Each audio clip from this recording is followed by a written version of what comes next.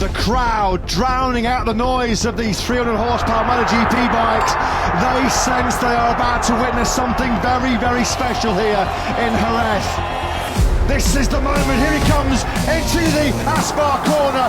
Marc Marquez, they touch, they run going through turn 10. What a race.